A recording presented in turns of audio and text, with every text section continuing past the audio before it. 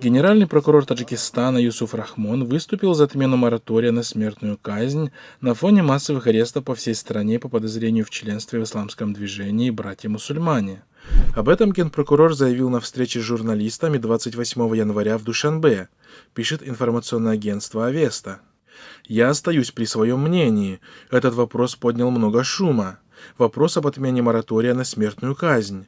Только по обвинению в терроризме в 2019 году к уголовной ответственности были привлечены более 100 человек из числа лиц, отбывающих сроки лишения свободы.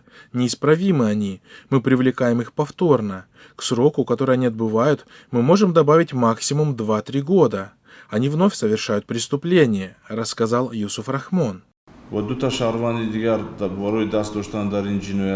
Напомним, что Юсуф Рахмон еще в 2016 году предлагал расширить применение смертной казни в отношении ряда осужденных, в том числе в отношении революционеров.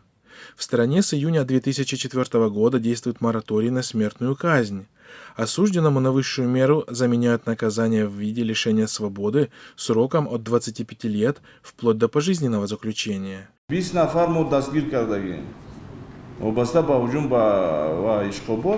Аналитики отмечают, что возврат к применению смертной казни рассматривается режимом в качестве орудия устрашения независимых религиозных и политических активистов.